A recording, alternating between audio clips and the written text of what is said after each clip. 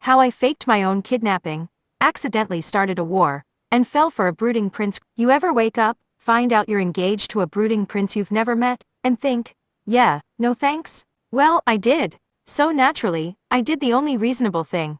I kidnapped myself. Yep, you heard that right, I faked my own kidnapping to escape royal duties. But here's the thing, I didn't plan on the prince tracking me down, I didn't plan on teaming up with him to make my fake kidnapping look real, and I definitely didn't plan on uncovering an ancient prophecy, battling rogue factions and, depending on a magical goat to save the kingdom. This was supposed to be simple. Spoiler, it wasn't. So if you're into disastrous escape plans, sarcastic princes, and plot twists, I wasn't emotionally prepared for, stick around. Because this is the story of how I tried to avoid marriage and accidentally became the hero of an epic adventure. Silly story begins. Please like and subscribe. Chapter 1. The Engagement Announcement, aka my villain origin story.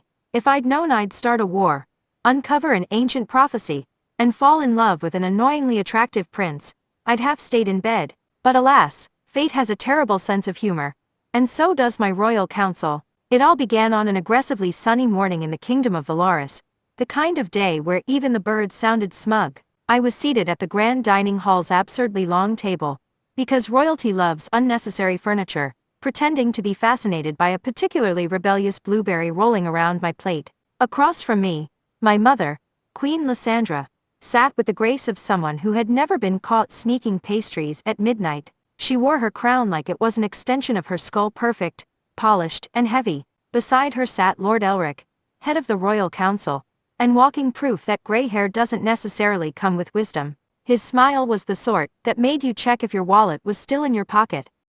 Isolde, my mother began, her tone as sweet as poisoned honey, we have wonderful news. Ah yes, wonderful news. The kind of news that usually required me to smile and nod while mentally composing an escape plan. You're to be engaged. I choked on my tea. Not a ladylike, delicate cough. No, this was a full-blown, sputtering mess that sent tea spraying across the royal crest embroidered on the tablecloth. A crest that, in hindsight, really tied the whole room together, before I ruined it. To Prince Dorian of Eldris, Lord Elric continued, dabbing his sleeve, where the tea had landed. A strategic alliance to strengthen both kingdoms. Prince Dorian. The name alone sounded like it belonged to someone who'd monologue dramatically about the weather. I've never met him, I managed to say, wiping my mouth with the hem of my sleeve because decorum was already out the window. You'll love him, my mother said, with the conviction of someone who clearly wouldn't. He's noble, intelligent, and very accomplished. Accomplished at what? Brooding in corners? Collecting swords for emotional support? I opened my mouth to argue, because arguing was my birthright, when Lord Elric added, the announcement will be made at tonight's banquet. Ah, a banquet. The perfect stage for my slow descent into madness. Later that evening, the banquet hall glittered with chandeliers, and enough gold to make a dragon blush. Nobles milled about, exchanging pleasantries like they weren't secretly judging each other's outfits. I stood at the front, beside my mother, wearing a dress so tight I couldn't exhale without risking structural damage. Princess Isolde Vespera and Prince Dorian of Eldris, the herald announced, as if introducing a particularly dull play. Prince Dorian stepped forward, tall, dark, and radiating the emotional warmth of an overcast sky. He bowed slightly, his expression carved from stone. And that's when it hit me, I was trapped. Not physically, I could probably outrun Lord Elric, but trapped by expectations, titles, and a destiny I'd never signed up for. So naturally, I did the only reasonable thing. I set the tablecloth on fire. Not on purpose, mind you. I'd just been gesturing passionately with a candelabra, while explaining to my mother why this engagement was a terrible idea. One wild sweep of my hand, and suddenly, poof, royal flambe. Chaos erupted. Nobles shrieked.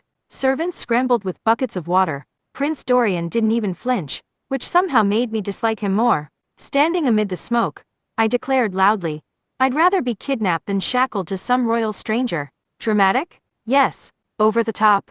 Absolutely. But effective. As the chaos settled and the flames were extinguished, I caught a glimpse of a figure in the crowd, a shadow lingering near the pillars, watching me with unsettling interest. A glint of silver flashed on his finger, a ring with an unfamiliar crest, but I was too busy plotting my next move to care. If they wanted to marry me off like some political pawn, fine. I'd kidnap myself first. Chapter 2. the art of self-kidnapping. Here's the thing about impulsively setting royal linens on fire. It tends to escalate situations. By morning, the entire kingdom of Valoris was buzzing with two facts. One, Princess Isolde Vespera, me, had spectacularly ruined her engagement banquet. Two, said princess was now officially betrothed to Prince Dorian.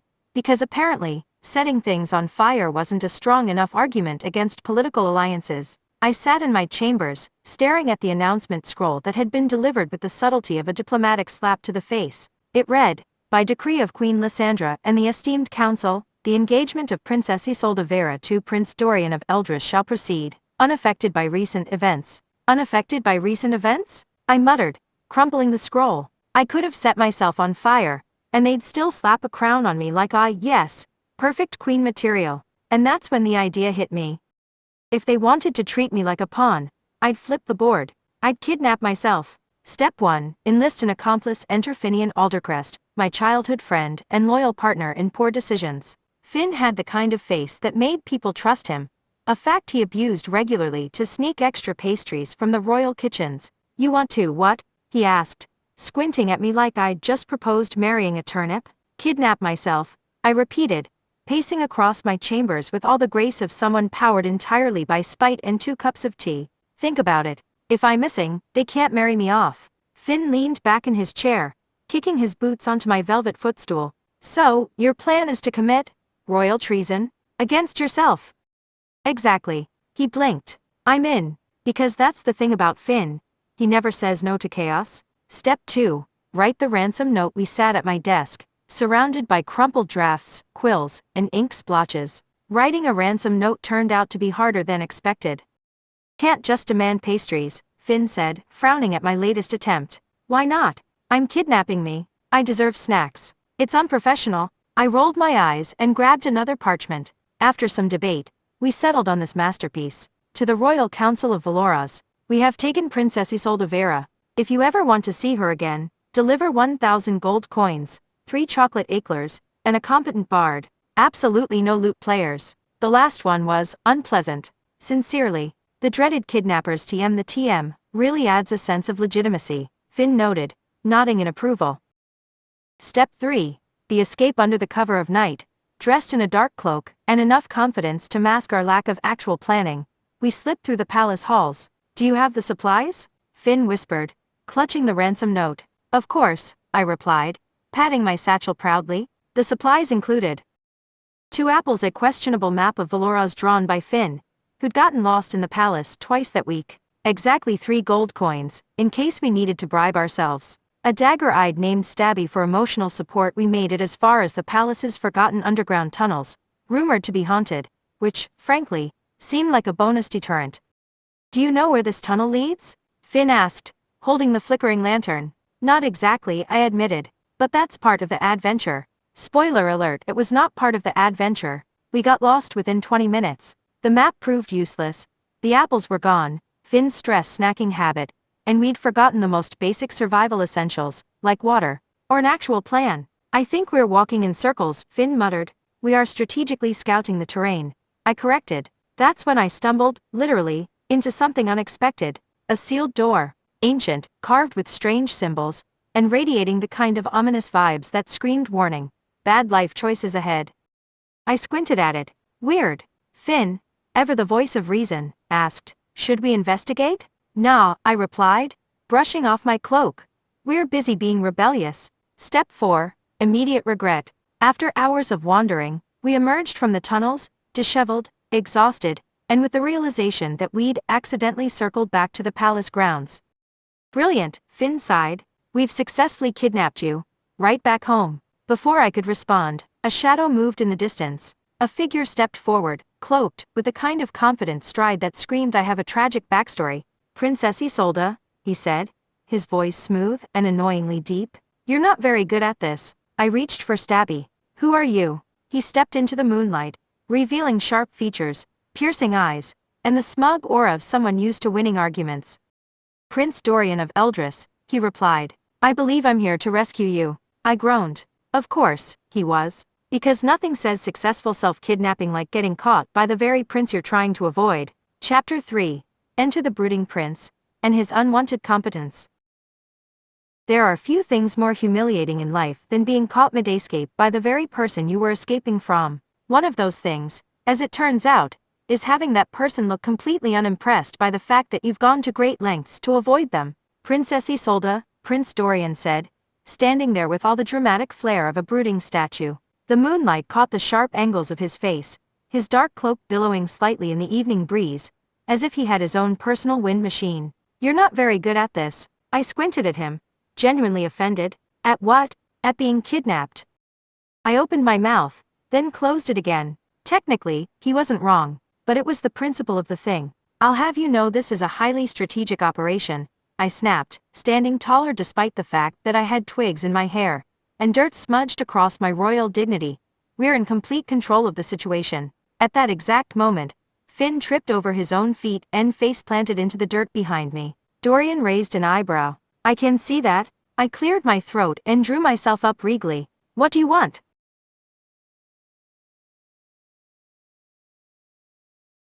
To rescue you. I don't need rescuing. Clearly. His voice was smooth with that dry, sardonic edge that made me want to either throw something at him or, worse, continue listening. He crossed his arms, which seemed unnecessarily dramatic, like he was posing for a heroic portrait no one had asked for.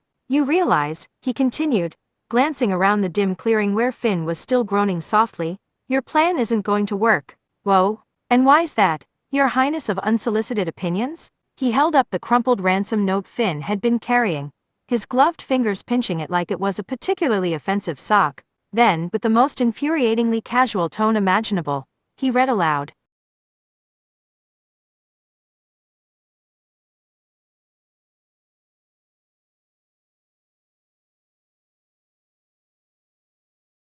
To the Royal Council of Valoras, we have taken Princess Isolde Vespera. If you ever want to see her again, deliver 1,000 gold coins, 3 chocolate eclairs, and a competent bard.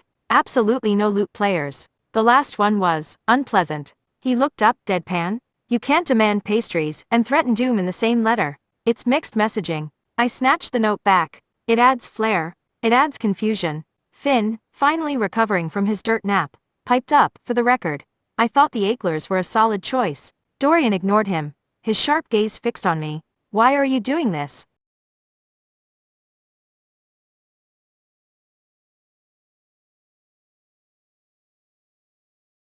Because I'd rather be kidnapped by myself than shackled to someone I barely know. There. I'd said it. Dorian didn't flinch. He didn't argue. He just nodded slightly, as if I'd confirmed a theory he'd already formed. Good, he said, because I hate this arrangement too. That caught me off guard. Wait, what?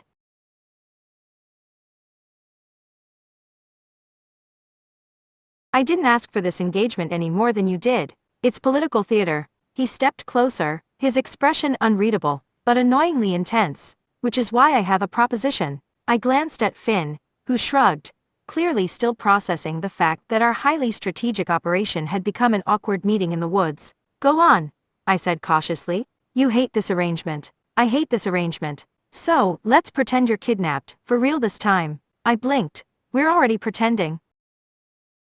Yes, he replied patiently, like explaining basic math to someone who'd skipped class. But you're bad at it. I'll help you disappear properly. Make it convincing. That way, neither of us has to deal with royal obligations. I stared at him, trying to find the catch. And what's in it for you? Freedom. His jaw tightened slightly, as if the word tasted bitter. The council expects me to marry you and secure an alliance. But if you're missing, they'll be too busy looking for you to bother with me. It was surprisingly logical. Also suspicious. So, let me get this straight, I said slowly. You're offering to help me kidnap myself? Yes. Do you hear how ridiculous that sounds? Coming from the person who demanded eclairs in a ransom note. Touché. I crossed my arms, studying him. Dorian was infuriatingly composed, like he had a personal vendetta against showing emotion. His dark hair was slightly tousled, his cloak pristine despite our dusty surroundings, and there was a silver pendant around his neck, just barely visible beneath his collar. It had a strange crest on it. Something about it tugged at my memory, but I shoved the thought aside. More pressing matters were at hand. Fine, I said finally, but this is purely a business arrangement. Agreed. No brooding dramatically in the moonlight. I make no promises. And I'm in charge. His lips twitched slightly. Of course, princess. And just like that, I found myself in an unlikely partnership with the very prince I was supposed to marry, because nothing screams perfectly normal life choices like agreeing to fake your own kidnapping with the brooding stranger you're contractually obligated to dislike. Chapter 4. The incredibly unprofessional hostage situation. There are few things more surreal than sitting around a campfire with the prince you're supposed to marry, planning your own kidnapping. Well, fake kidnapping. But still, this is ridiculous, I muttered, staring at the crumpled parchment in my hands, the latest draft of our ransom note. We were camped just outside the city walls, hidden in a small grove of trees, where the only witnesses to our dubious plotting were Finn, eating his fifth apple of the evening, and an irritable squirrel that kept chucking acorns at Dorian's head. It's not ridiculous, Dorian replied, his tone infuriatingly calm as he sharpened a dagger with mechanical precision. It's strategy. It's embarrassing. I shot back. I'm supposed to be a fearsome hostage, not this. I gestured to myself, rumpled cloak, twig-infested hair, and an aura of chaotic regret. Your last ransom note asked for a wheel of the finest cheese, and 12 rubber ducks. He arched a brow. I'd argue we passed fearsome several demands ago. Finn perked up. I still think the ducks were a strong choice. Adds an element of mystery. We're not adding ducks, Finn. But, no. The final ransom note, draft number 23. To the Royal Council of Valoras, we have taken Princess Isolde Vespera. If you ever wish to see her again, deliver 2,000 gold coins, 1 enchanted sword, and a map to the lost mines of Eldrith. P.S. Absolutely no loot, players. It's better, Dorian admitted, leaning back against a tree with that annoyingly smug look he always wore when he thought he was right, which was always. Though I still question the loot vendetta. You've clearly never heard Sir Percival's ode to the royal turnip harvest, I muttered darkly. The execution of the plan, aka, where everything went wrong immediately the next day, we staged our first real ransom drop. The location, an abandoned watchtower on the outskirts of Valoris. The disguises, dark cloaks and poorly executed smudges of dirt on our faces, because apparently, dirt equals instant incognito. The plan, Finn would deliver the ransom note while Dorian and I hid in the shadows, looking menacing. Simple, foolproof, uncomplicated, which of course, meant it went horribly wrong. Is that? I squinted from behind a crumbling wall as Finn approached the meeting spot. Did he bring the goat? Why does he have a goat? Dorian deadpanned, his arms crossed as he peered around the corner. Sure enough, Finn was leading a small, scruffy goat with an attitude problem. That's Sir Fluffington, I explained with a sigh. He refused to stay behind. He's stubborn. It's a goat. Yes. And he's very committed to the cause. Things unraveled quickly. The guards sent to negotiate were very confused. Didn't we just rescue her last week? One of them muttered as Finn handed over the ransom note. Technically, yes, Finn replied cheerfully. But she's been re-kidnapped. Very tragic. Happens all the time. The guards exchanged looks that clearly said, are we being pranked? Meanwhile, Sir Fluffington head-butted one of them directly in the shin, because apparently, he was really committed to the realism of our operation. Things I learned that day. 1. Goats are terrible at stealth. 2. Guards do not appreciate ransom demands involving enchanted swords. 3. Prince Dorian's idea of improvising involves punching people. Chaos erupted faster than I could say this wasn't in the plan. Swords were drawn. Finn tried to distract the guards by performing an interpretive dance, don't ask. Sir Fluffington charged into battle like a furry battering ram. And Dorian? Dorian looked annoyingly competent, disarming guards with effortless precision. His expression somewhere between, I'm above this, and why is there a goat in my battle scene? After the dust settled, literally, we escaped, thanks in no small part to Sir Fluffington's aggressive headbutting and Finn accidentally setting off a smoke bomb, which he'd forgotten was in his pocket. We regrouped in the forest, panting, disheveled, and covered in soot. Well, Finn said brightly, that went mostly according to plan. Dorian gave him a withering look. If by according to plan, you mean a complete disaster, then yes. I flopped onto the grass, groaning, we're terrible criminals. Speak for yourself, Finn replied, proudly cradling Sir Fluffington like a war hero. We survived. That's a win. Dorian sat beside me, his usual scowl softened by exhaustion.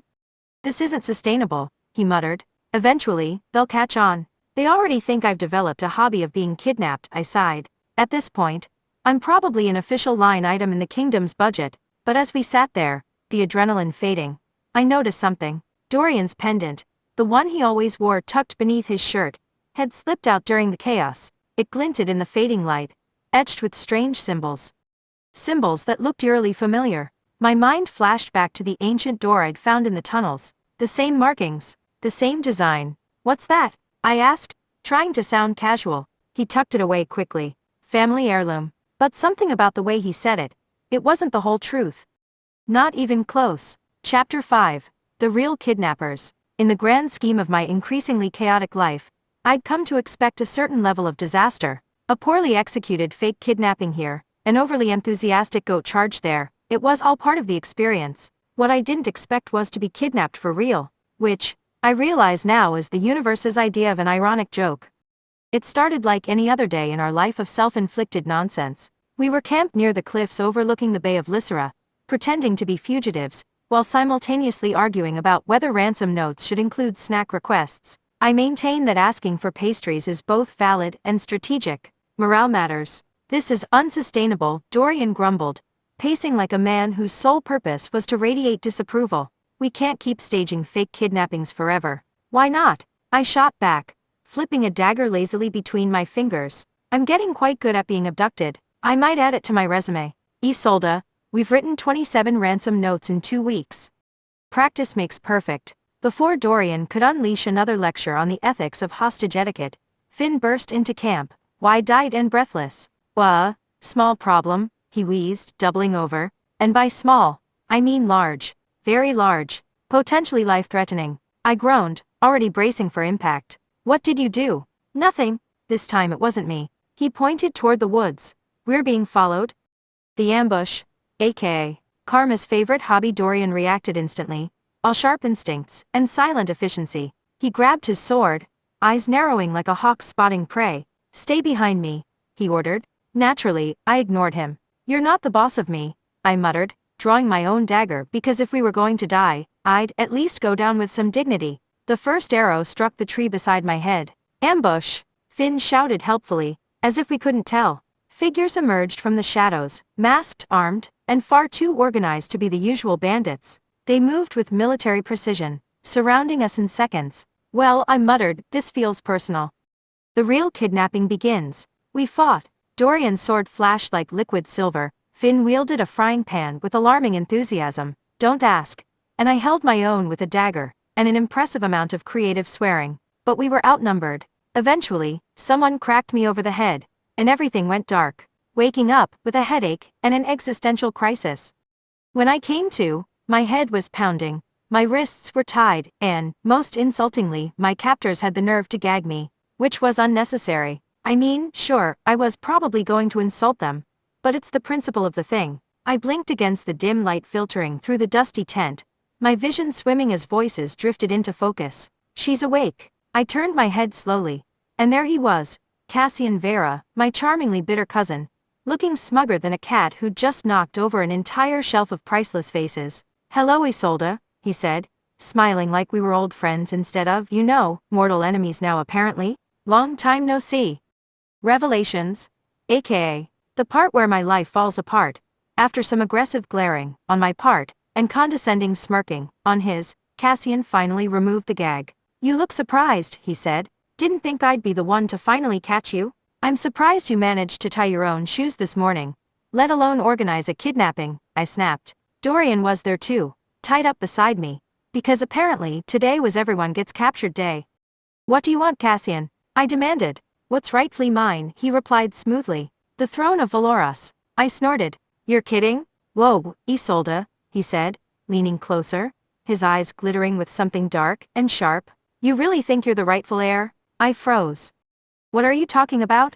Cassian straightened, pacing like he'd been rehearsing this speech for years. You're not the true heir, cousin. You never were. The words hit like a slap. Liar. Am I? He gestured to one of his men, who tossed a leather pouch at my feet. Go on, open it. With shaking hands, I did. Inside was a collection of old documents, birth records, sealed letters, royal decrees, the kind of things that didn't just appear unless someone had gone to great lengths to find them. Your entire life, Cassian continued, has been a performance, a role you were never meant to play. Betrayal and a teapot to the face. I turned to Dorian, expecting, I don't know, something, reassurance, denial, a comforting lie. Instead, He looked away.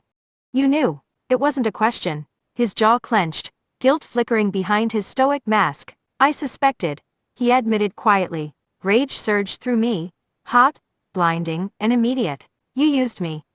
Before he could respond, I grabbed the nearest object, a chipped teapot from some abandoned supplies, and threw it at his head. It missed. Of course it did. Your aim is terrible, he muttered. So is your face. I shot back. Not my best comeback, but emotional trauma does that to a person. The prophecy? Because why not add that to the pile? Cassian wasn't done ruining my life. This isn't just about bloodlines, he said, picking up one of the ancient scrolls. It's about the prophecy. Whoa, great, I muttered. We've officially reached the mysterious prophecy portion of my downward spiral. He ignored me. When the false heir awakens, the ancient gate shall open, and the kingdoms shall fall unless the lost spirit rises. I stared at him. That sounds ominous and unnecessarily vague. But deep down, something twisted in my gut. A memory of strange symbols on an ancient door, of Dorian's pendant, of pieces falling into place whether I wanted them to or not. Chapter 6. Dorian's not who he says he is. If you'd asked me to list the people I trusted most in the world, the list would have been short. Myself, Finn, on a good day, and maybe Sir Hopsalet, my childhood stuffed rabbit. Notice who wasn't on that list.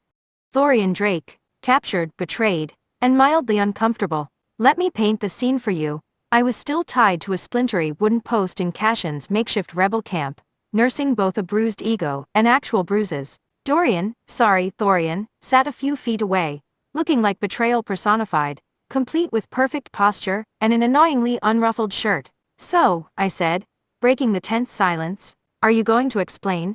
Or should I just assume you're secretly an evil warlock here to steal my soul? He didn't flinch, didn't even blink. I'm not a warlock. Wow, convincing. That clears everything up.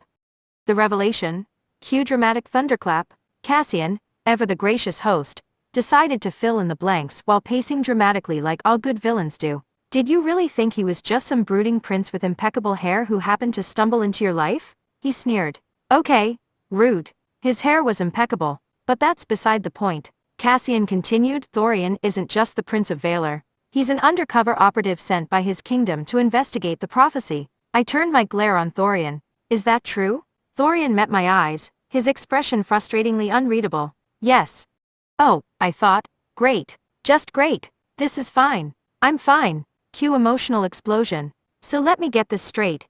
I snapped, struggling against my bindings. You weren't here to help me escape an unwanted marriage. You were here to spy on me. I didn't. Whoa, please spare me the noble intentioned speech. Let me guess, it's not personal, princess. I mimicked his deep, brooding voice, which earned me a glare.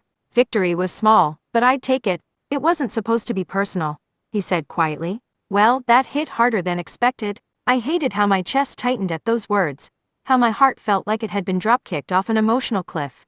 Plot thickening like overcooked porridge. Cassian clearly enjoyed every second of my misery. While you were busy playing rebel princess, he drawled, Thorian was gathering information about you.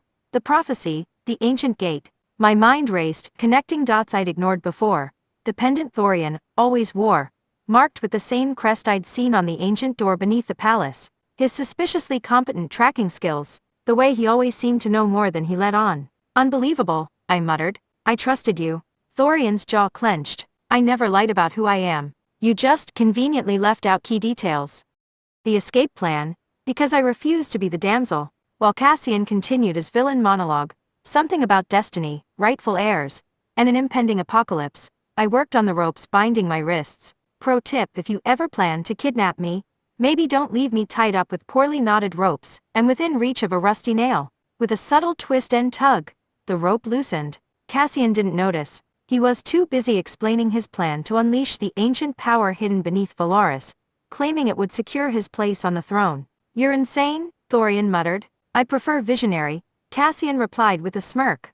Chaos unleashed, because subtlety is overrated. I waited until Cassian turned his back, then sprang into action. With a quick flick, I slipped free of the ropes, grabbed the nearest heavy object, a candlestick, because I'm nothing if not dramatic, and swung. Bam! Cassian crumpled like an overcooked pastry.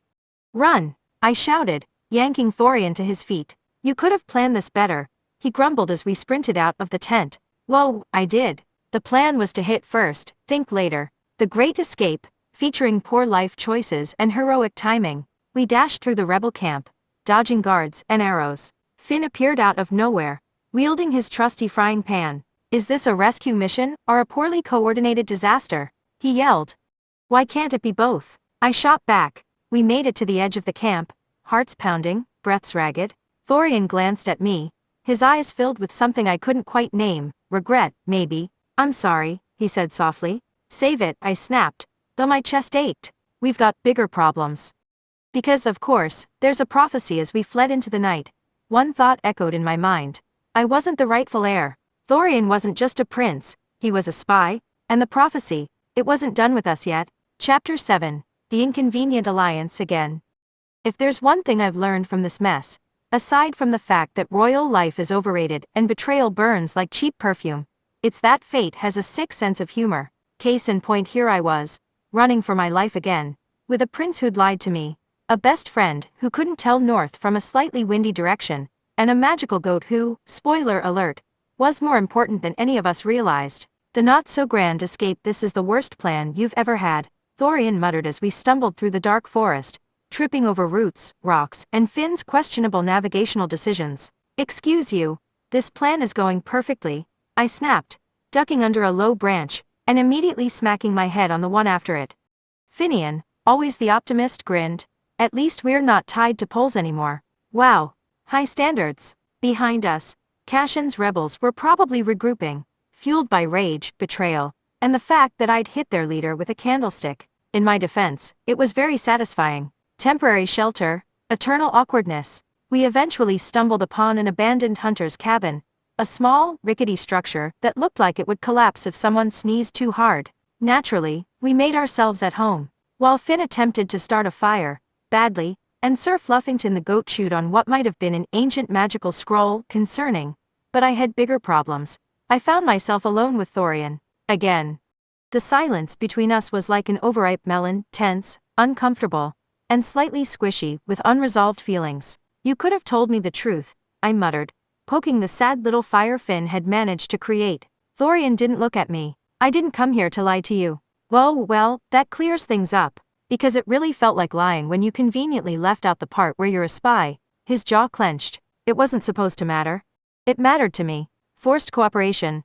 Everyone's favorite. The next morning, we realized something horrifying. We had no food, no horses, and no plan. So, what's the brilliant strategy now? I asked, hands on my hips. Run blindly into danger? Wing it. Hope Cassian develops amnesia and forgets he wants us dead. Actually, Thorian said, crossing his arms like the brooding expert he was, I think we need to go back. I stared at him. Go back? To the people who tried to kill us? Yes. Great. Let's just send them an engraved invitation. Dear Cassian, we've decided to die after all. See you soon. Love. Isolde. Thorian didn't even flinch. Cassian knows about the prophecy. He's not going to stop hunting us. The only way to survive is to understand what he's after. I hated that he was right. Almost as much as I hated that I was starting to trust him again. Goat, revelation. While we argued about how not to die, Sir Fluffington, who had been suspiciously quiet, trotted into the room, dragging the half-chewed magical scroll. Finn picked it up, squinting at the strange symbols. Isolde, this looks important. I took the scroll, heart racing. The symbols matched the ones I'd seen on the ancient door beneath the palace. It's part of the prophecy, Thorian whispered, leaning over my shoulder. I tried to ignore the fact that he smelled annoyingly good for someone who'd been running through the woods for 2 days. The scroll spoke of the false heir, the ancient gate, and something called the lost spirit. What's the lost spirit? I asked. Thorian's brow furrowed. I'm not sure. Cue Sir Fluffington dramatically sneezing on the scroll. The aha moment, starring a goat. Later that night, while Finn snored loudly and Thorian brooded by the fire, I sat beside Sir Fluffington, absent-mindedly scratching behind his ears. You know, I whispered, I wouldn't be surprised if you turned out to be the key to this whole prophecy. That'd be ironic, wouldn't it?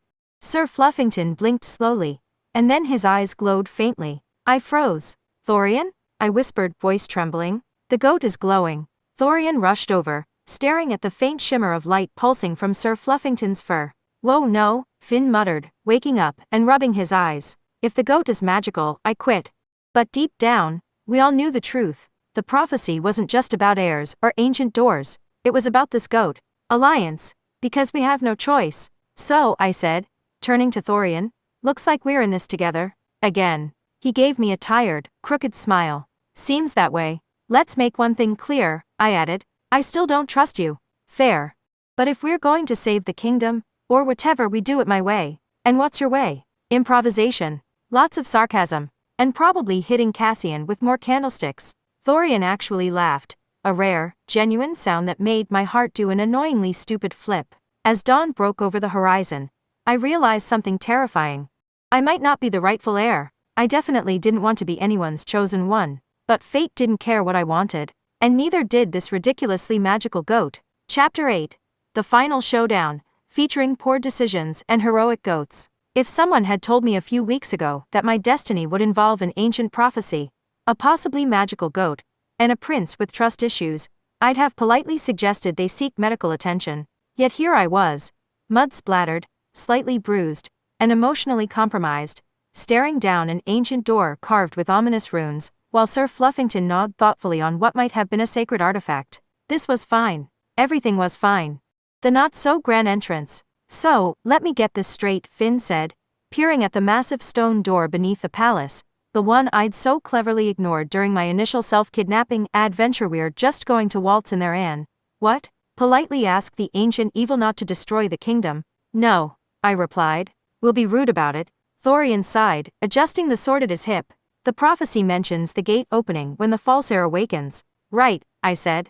And since I'm not the heir, technically, the gate's been wide open for emotional trauma this whole time.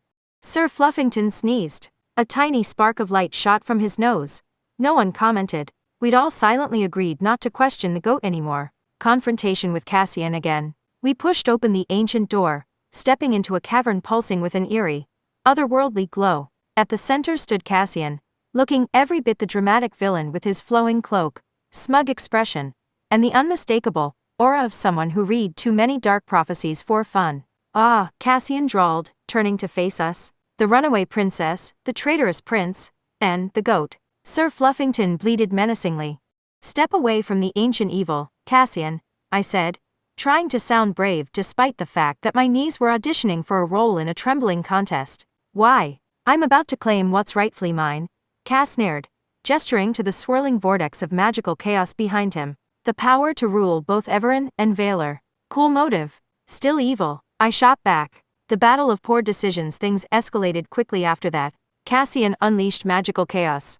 Thorian drew his sword with princely precision. Finn wielded his trusty frying pan like a man who'd never doubted its battle potential. And me? I had a candlestick. Again. We clashed in a blur of sparks, steel, and questionable life choices. Cassian's rebels swarmed, but Sir Fluffington proved shockingly effective, headbutting enemies with the fury of a creature who'd been underestimated his entire goat life. The turning point, where things get dramatic just when I thought we had the upper hand. Cassian lunged, his blade finding its mark. Thorian collapsed with a choked gasp, blood staining his tunic. Time slowed. No, I whispered, dropping to my knees beside him. His hand gripped mine, his usual snark replaced by something raw and vulnerable. You've got this, he rasped, trying to be heroic while actively bleeding out. Shut up, I snapped, blinking back tears. You're not allowed to die. I haven't forgiven you yet. Awakening the hero, and the goat's big moment, fueled by rage, grief, and sheer stubbornness, I stood. You want power, Cassian? I shouted. Here's some. And with that, I did the most logical thing. I shoved Sir Fluffington directly at the swirling vortex of chaos. The goat glowed. Like, really glowed. Cassian screamed as the magical energy rebounded, his power unraveling as Sir Fluffington transformed, not into a majestic beast, but into, well, still a goat, just shinier. I knew it. Finn yelled triumphantly, brandishing his frying pan like it had personally contributed to the victory. The aftermath, because someone has to clean up. With Cassian defeated, the ancient door sealed, and the magical threat neutralized by an irritable goat, we returned to the surface. Thorian survived, because apparently, he's too stubborn to die. Finn was declared the rightful heir after a very awkward royal meeting, where he tried to abdicate by pretending he was allergic to crowns. And me? I didn't become queen. I didn't want to. Instead, I wrote this memoir. How to fake a kidnapping, accidentally save the world, and still avoid marriage. Epilogue. awkward romance, and heroic goats Thorian, and I eventually admitted we had feelings for each other, awkwardly, sarcastically, and without any grand declarations. I suppose I like you, he mumbled one day. Fine. I guess I like you too, I replied. Sir Fluffington? He's still with us. Probably immortal. Definitely still judging us. And that's how I accidentally became a hero. No royal duties required. If you had to fake your own kidnapping to escape royal duties, what ridiculous ransom demands would you make? Drop your most creative, or chaotic, ideas in the comments.